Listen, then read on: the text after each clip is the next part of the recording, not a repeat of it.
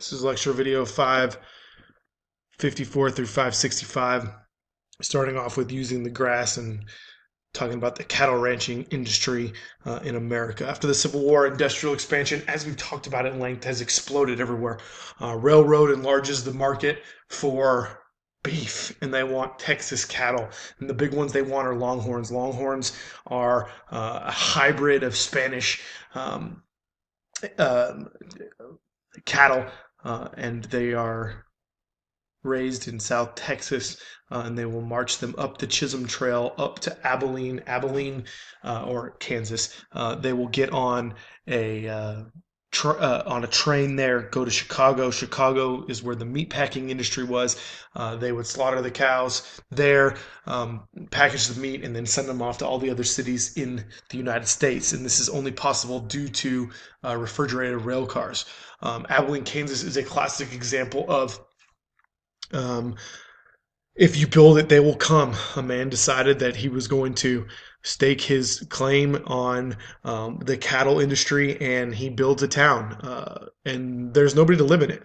He builds a saloon, stockyards, um, general store, everything, and just tells the cowboys that are running the cows to come to Abilene. And when they do, um, he owns everything, and he makes a crap load of money between 1867 and 1870. So a 3-year period, 1.5 million cattle reach Abilene, and the man becomes super rich.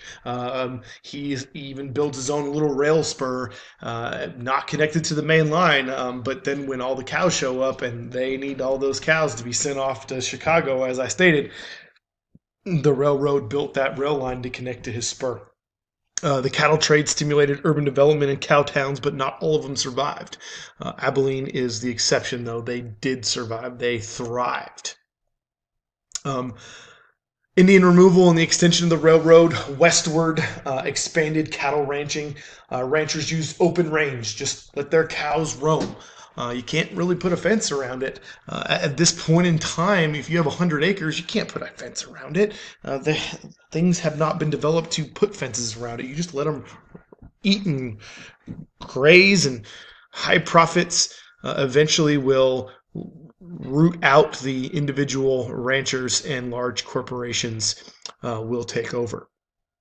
Um, Overgrazing caused environmental damage, droughts, blizzards, and it destroyed the open range cattle industry.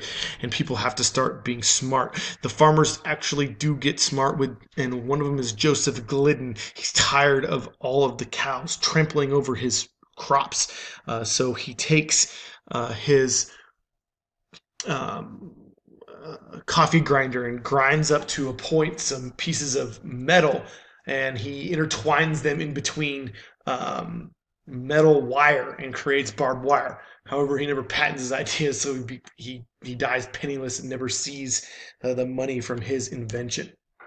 The work of a cowboy sucked. It was hard, dirty, seasonal, tedious, dangerous, low wages. You have to ride in a horse for 16 hours a day. I mean, if you've ever ridden a horse, you know that's not comfortable. Many cowboys were white Southerners who didn't return to the South after the war. However, 25% of cowboys were African Americans, believe it or not. Mexicans developed most of the tools, trapping, and techniques of the cowboy trade. They are taught by uh, Brazilian cowboys, but these Mexican cowboys, known as vaqueros, train our cowboys how to be cowboys. But the rise of corporate ranching led to permanent employment, but traditional um, cowboy rights disappeared, and they start even including themselves in unions and going on strike. The way of the West and the way cowboys are in movies and things like that, the Wild Wild West, that's not really the way it was. That's glorified. Um, you can imagine riding a horse 16 hours a day, with the chuck wagon behind you with the food, and you're getting, you know, uh, if you're lucky, some sort of bacon and beans for breakfast, and you're not getting a lunch, and then you're having beans and cornbread for dinner, and you're sitting on the floor, and it's dirty. You're riding behind the cattle who are who are walking through the dust, and it's bad. Homestead Act of 1862 stimulated agricultural settlement. 160 acres of land as long as you farm it for 10 years and make improvements. But restrictions limited access to public land, and most settlers in the Great Plains ended up having to purchase their own land. A Homestead Act is great if you can get the land. Western settlement, though, is promoted by newspapers, land companies, steamships, and most importantly, the railroads. Because more people move west, the better the railroad's going to do. They will sell land cheaply around the railroad because if your town pops up somewhere, they can make a stop there. That's more money they can make. Migrants flooded into every area of the West. Various ethnic groups established ethnic communities in specific areas. We talked about this before with immigrants. The large infusion of Anglos into the Southwest undermined traditional Hispanic society, but then you have the things that are born, like we talked about in class, like Tex-Mex and things of that nature, where we have a good cultural blending between Anglos and the Hispanic traditions. Here you can see the different things that are grown throughout the United States, and you can see cattle is a big one, like we talked about, but cotton is king in the South still. But you can see the different various industries that are growing. But the West, particularly, this region right in here, you have lots of cattle, lots and lots of cattle in these areas. Farm growth over the years. Some of the different land policies that we talked about in class. I'm not going to read through them, but you know what they are. Make sure you know them for the test. The environment of the Great Plains presented challenges to settlers. Women's work included transporting water, the most important thing, over long distances. Some women farmed the land themselves. Married women operated the family farm when their husbands worked elsewhere. It's a tough life. You're living in a most of the time a sod house. They're known as soddies, which basically you are cutting up layers of earth with grass on them and stacking it up, and because there's not a whole lot of wood, and so you have dirt floors. You're lucky if you have a real door. You're super lucky if you have windows. Life is isolated, very difficult.